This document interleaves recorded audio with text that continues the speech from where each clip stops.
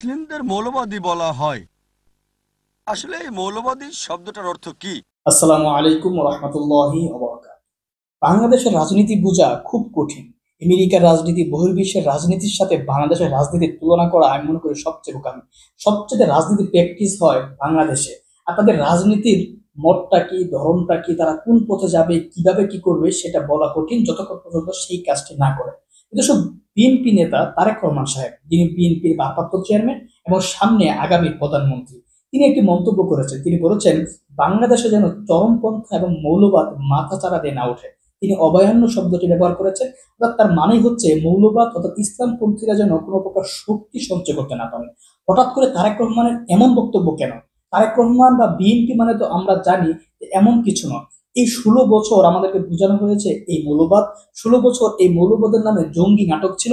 আর হাসিনা পতনের অন্যতম একটি কারণ হচ্ছে এটা, এবং হাসিনার প্রতি মানুষের ঘৃণা জন্মানোর কারণ হচ্ছে এই মৌলবাদ নিয়ে হাসিনার রাজনীতি করা। দর্শক, মৌলবাদ শব্দের অর্থটা আমাদের জানা দরকার। আমি বলতে চাই না মৌলবাদ মূলত কি, এটা আমরা বিখ্যাত স্কলার ডক্টর জাকির নায়কের কাছ থেকে একটু শুনবো। মুসলিমদের মৌলবাদী বলা হয়। আসলে এই মৌলবাদী শব্দটার অর্থ কি? আবিধানিক অর্থে মৌলবাদী হলো সেই ব্যক্তি যে একটা নির্দিষ্ট বিষয় অথবা ক্ষেত্রের মূল নীতিকে কঠোরভাবে অনুসরণ করে। যেমন ধরেন, যদি কোনো গণিতবিদ ভালো গণিতবিদ হতে চান, তাহলে তাকে জানতে হবে, বুঝতে হবে এবং অনুশীলন করতে হবে গণিতের মূল সূত্রের। যদি না গণিতের ক্ষেত্রে তিনি মৌলবাদী হন, ভালো গণিতবিদ হতে পারবেন না। একজন বিজ্ঞানীর ভালো বিজ্ঞানী হতে চাইলে তাকে জানতে হবে, বুঝতে হবে এবং অনুশীলন করতে হবে বিজ্ঞানের মূল সূত্রের। যদি না সে বিজ্ঞানের ক্ষেত্রে মৌলবাদী হয়, ভালো বিজ্ঞানী হতে পারবে না। আপনি সব মৌলবাদীর চিত্র একই তুলি দিয়ে আঁকতে পারেন না যে সবাই ভালো অথবা সবাই মন্দ।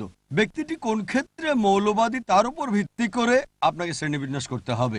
দর্শক, মৌলবাদ নিয়ে তার আলোচনা শুনেছেন। এটা যে মৌলবাদের অর্থ, এটা কি বিএনপি জানে না? এটা কি তারেক রহমান জানে না? বিএনপি নেতাকর্মীরা জানে না? কিন্তু তারপরও কেন এটা বললেন? এসব বিএনপি যে জানে সেটার একটু প্রমাণ আপনাদেরকে দেই। মির্জা আব্বাসের অনেক আগের একটি ভিডিও আলোচনা। আমি একজন মুসলমান যদি হই, আমি সাচ্চা মুসলমান, আমি ইসলামে বিশ্বাস করি, আমি ইসলামের মূলনীতিকে বিশ্বাস করি, আমাকে যদি কি মৌলবাদী বলে তাতে কি আসে যায়?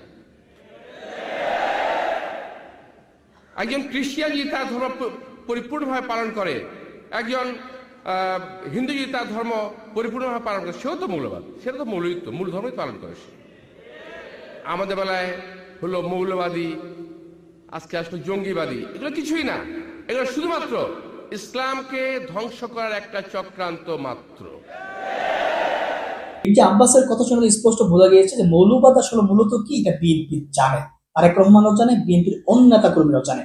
তাহলে বিএনপি নেতা তারেক রহমান কেন মৌলবাদ নিয়ে কথা বললেন? কেন বললেন মৌলবাদ যেন মাথা চাড়াতে না ওঠে?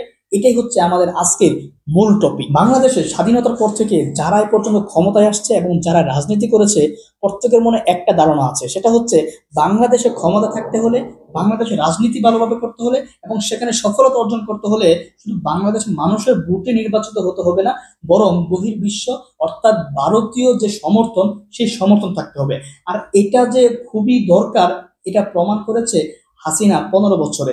কিভাবে ভোট ছাড়া একটা ভারতীয় সমর্থনে ক্ষমতা থাকতে হয়, কিভাবে মানুষের ভোটার অধিকার হরণ করে নির্বাচন ছাড়া একাধিকবার ক্ষমতায় থাকা যায়, সেটা হাসিনা প্রমাণ করে দিয়েছেন। এই জন্যই বাংলাদেশের রাজনীতিবিদরা মনে করে বাংলাদেশের ক্ষমতায় যেতে হলে ভারতের সাপোর্ট লাগবে। আর ভারতের সাপোর্ট পেতে হলে আপনাকে অবশ্যই অবশ্যই স্বীকার করতে হবে পশ্চিমা বিশ্বের এবং ভারতীয় আধিপত্যের কিছু নেগেটিভ।